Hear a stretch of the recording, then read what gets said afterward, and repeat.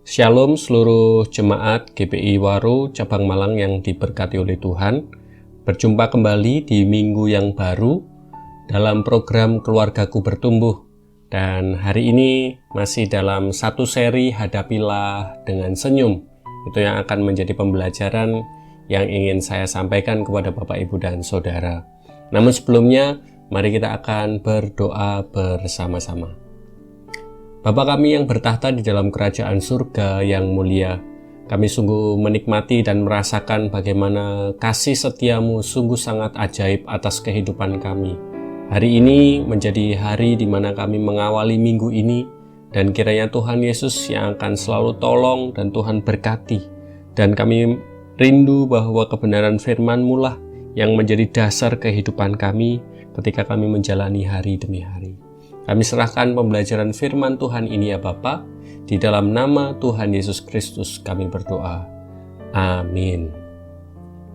Bapak, Ibu, dan Saudara sekalian, judul kebenaran firman Tuhan hari ini adalah sedang sakit. Dan nats firman Tuhan diambil dari Markus pasal yang kelima, ayat yang ke-34. Demikian bunyi firman Tuhan. Hai anakku, imanmu telah menyelamatkan engkau. Pergilah dengan damai dan tetaplah sembuh dari penyakitmu. Menderita sakit itu sungguh sengsara. Badan tidak enak, hati menjadi sedih, rasa gelisah terus-menerus. Mungkin saya dan saudara sulit untuk tidur, kita merasakan bosan. Apalagi jika sakit yang saya dan saudara alami itu sakit yang menahun, atau sakitnya berbahaya sehingga kita harus opnam di rumah sakit. Setiap kali disuntik kita merasa sakit. Setiap pagi, siang, dan sore harus minum bermacam-macam obat.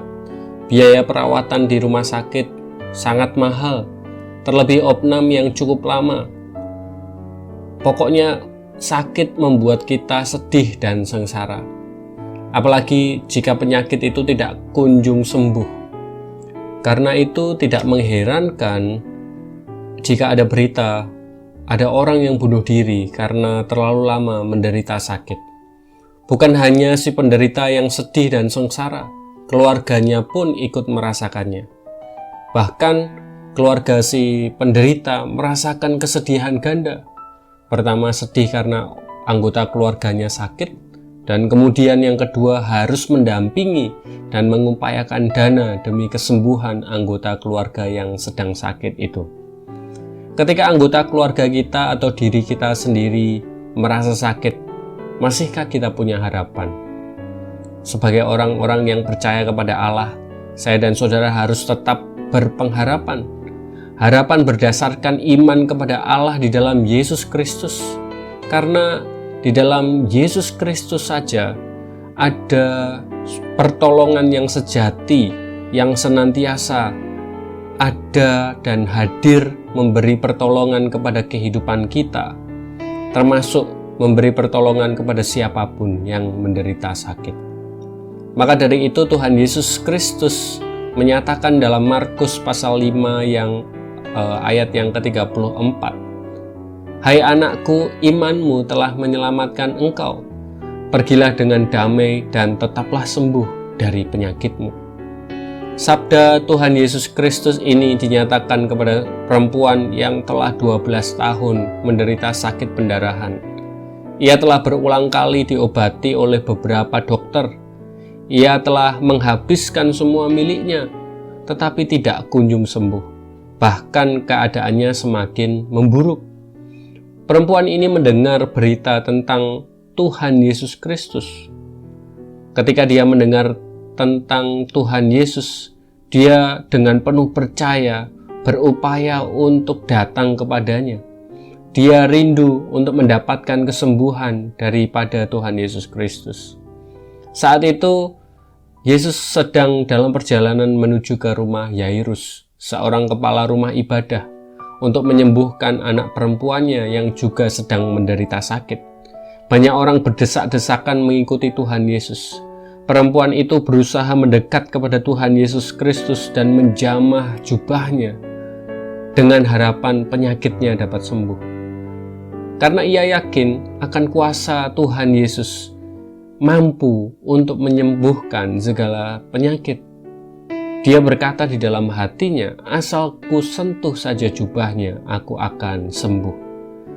Bukan berarti perempuan itu memandang jubah Yesus memiliki kekuatan yang ajaib, atau memandang jubah Yesus Kristus itu adalah punya sebuah kesaktian. Tidak. Tetapi hal itu menunjukkan bahwa perempuan ini memiliki keyakinan yang kuat akan kuasa dari Tuhan Yesus Kristus. Sampai-sampai ia berpikir bahwa jika menjamah jubahnya saja, ia akan sembuh. Memang benar, setelah perempuan itu berhasil mendekati Tuhan Yesus dan menjamah jubahnya, perempuan itu merasakan kesembuhan. Penyakit yang ada di dalam tubuhnya ia tidak rasakan lagi. Ternyata Tuhan Yesus sungguh berkuasa menyembuhkan berbagai macam penyakit. Bahkan menghidupkan orang yang sudah mati pun ia bisa. Yesus sanggup untuk melakukannya. Seperti yang dilakukan Tuhan Yesus Kristus kepada anak Yairus yang sedang didatanginya untuk disembuhkan. Ketika Yesus Kristus masih dalam perjalanan menuju ke rumah Yairus untuk menyembuhkan anak Yairus yang sedang sakit, ternyata anak itu sudah meninggal. Orang dari keluarga Yairus datang dan mengatakan kepada Yairus, anakmu sudah meninggal. Untuk apa engkau masih menyusahkan guru? Tetapi Tuhan Yesus tidak menghiraukan pemberitaan itu dan berkata kepada Yairus, jangan takut, percaya saja. Ketika Tuhan Yesus telah tiba di rumah Yairus, di sana dilihatnya ada banyak orang ribut, meratap dan menangis dengan suara nyaring. Kemudian Tuhan Yesus berkata kepada mereka, mengapa kamu ribut dan menangis? Anak ini tidak mati tetapi tidur. Mereka malah menertawakan Tuhan Yesus. Karena itu Tuhan Yesus menyuruh mereka keluar. Lalu dia masuk ke dalam kamar anak Yairus dan mengajak orang tua anak itu serta beberapa dari murid-muridnya. Kemudian Tuhan Yesus memegang tangan anak itu lalu bersabda, Talita kum, yang berarti, hai anak perempuan, aku berkata kepadamu, bangunlah. Seketika itu juga anak tersebut bangkit dan berdiri serta berjalan. Bapak, Ibu, dan Saudara sekalian yang dikasihi oleh Tuhan, ketika diri kita sendiri atau anggota keluarga kita sedang menderita sakit, marilah kita memohon kesembuhan kepada Allah.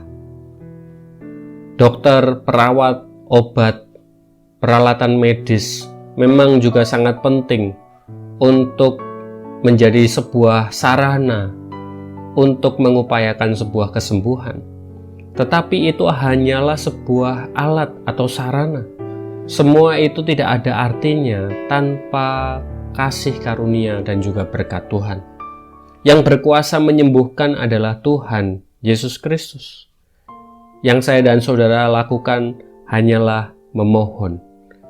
Keputusan berkenan menyembuhkan atau tidak itu tergantung sepenuhnya kepada Allah.